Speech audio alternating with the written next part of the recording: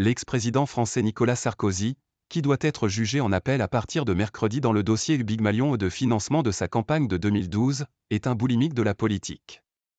Il reste une référence pour une partie de la droite malgré ses interminables ennuis judiciaires.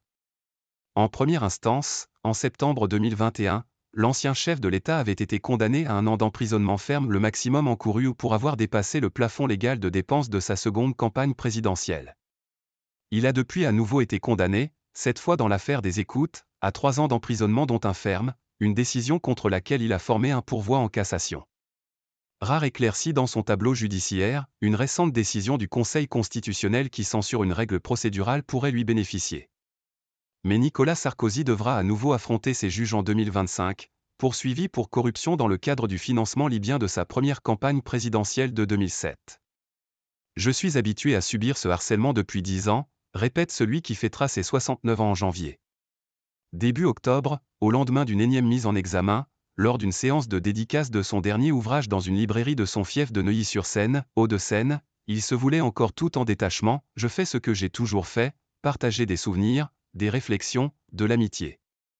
Après sa défaite de 2012 face au socialiste François Hollande, celui que les Français surnomment Sarko avait pourtant juré qu'on n'entendrait plus parler de lui. Mais ses démêlés judiciaires autant que sa vie médiatique, parfois aux côtés de son épouse, l'ex-mannequin et chanteuse franco-italienne Carla Bruni, ont fait mentir cette prédiction. Éternelle figure tutélaire de la droite, bien que contestée par certaines jeunes figures, son évocation dans les meetings de son parti Les Républicains continue de déclencher des tonnerres d'applaudissements, de même que ses livres de souvenirs demeurent des succès d'édition. Petit Français de sang mêlé.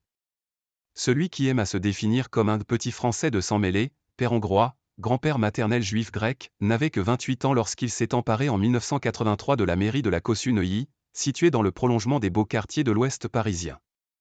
Doté d'un enthousiasme communicatif, d'une fougue verbale liée à une gestuelle débridée, Nicolas Sarkozy a eu le don de se faire autant aimer que détester, parfois par les mêmes, au long d'une carrière politique de 40 années écumée à l'Assemblée nationale, dans plusieurs ministères ou à la présidence de l'UMP, l'ancien nom de LR.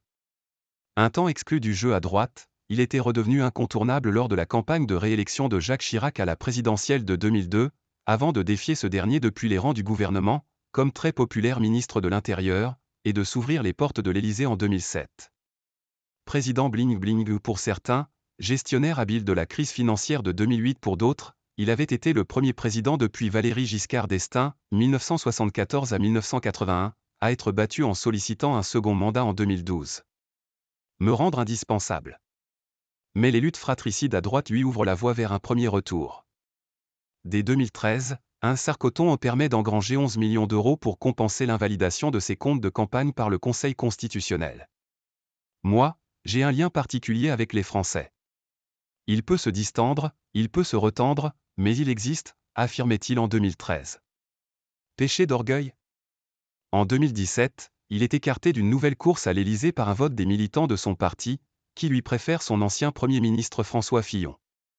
Mais l'ex-président reste une figure incontournable qui, tout en aspirant à de hautes fonctions à droite, tente de demeurer dans ses petits papiers. Dans ses bureaux parisiens, le tempo du ballet des amis et courtisans n'a jamais vraiment ralenti.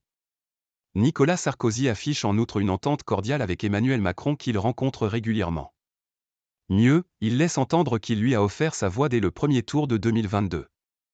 Les tempêtes sont dans ma nature et constituent mon identité, affirmait l'ancien président dans son ouvrage Le temps des tempêtes, en assurant « J'ai toujours essayé de me rendre indispensable partout où je me trouvais. CG Pab Cal et DCH.